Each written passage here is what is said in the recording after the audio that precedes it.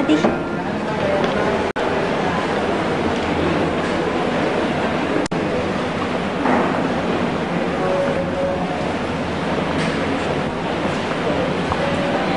Lilian, bakit parang tahimik ka yata? May problema ba? Wala naman, Ferdinand.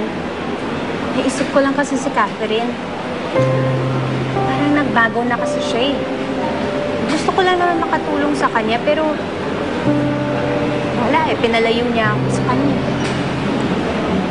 Baka naman siguro meron lang siyang personal na problema kaya gusto na muna niyang mapag-isa. Pero hindi niya dapat sinabi sa akin yung mga ganong bagay. Ba't hindi niya sinaktan ng damdamin ko? Huwag mo nang alalahanin yun. Ayan mo, kakausapin ko siya. Mommy, Daddy, pwede ba deadmahin niyo na lang si Catherine? Nagpunta kasi tayo dito para mag-enjoy, di ba? Sa bagay. Pasensya ka na, anak, ha?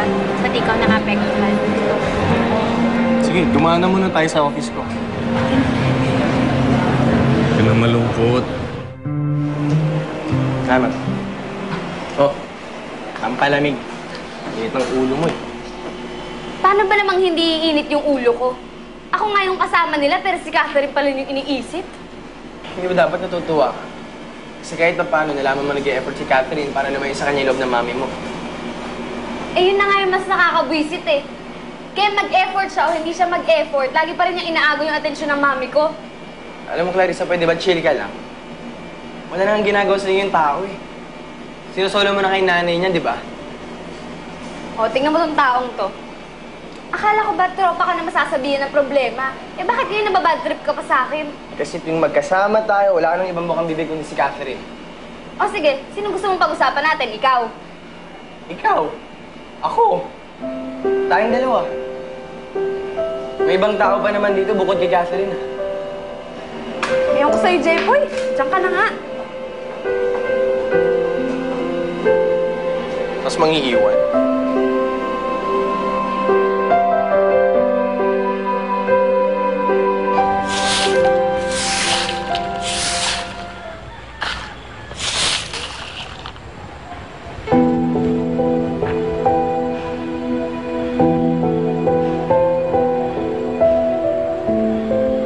Tigilan niyo na po yung pagnanayanayan niyo sa akin.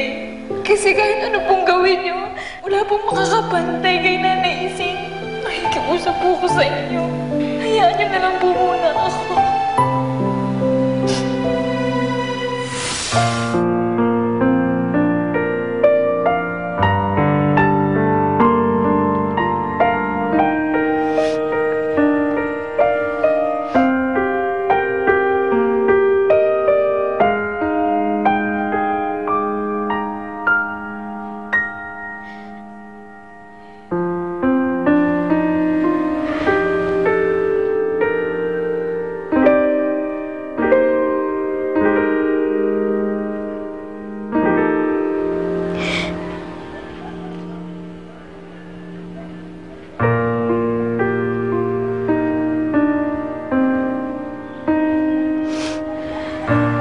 Catherine!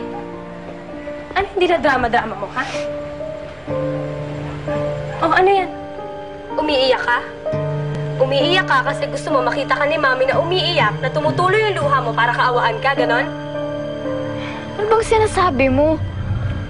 Umiiwas na ako sa kanya eh. Kahit ano po nasasaktan na siya. Pati ako. Yan! Eh, di lumabas din yung totoo. Nagpapakamartir ka para kaawaan ka ng Mami ko. Ano bang problema mo, ha? Alam mo ikaw, kahit may gawin ako o hindi, galit ka sa akin. Yung mukha mo. Naiinis ako sa mukha mo. Kasi sa tuwing nakikita kita, alam ko na meron akong kaagaw sa mga magulang ko. Dumidistansya na nga ako eh. Sa'yo. Sa kahit kanino, ano pa bang gusto mong gawin ko, ha? Alam mo kung anong gusto ko? Ha? Gusto ko, ipasok mo dyan sa kokote mo na ako at hindi ikaw ang anak ni Mami at Daddy. Ako ako at hindi ikaw ang dapat laging nasa puso't isip nila.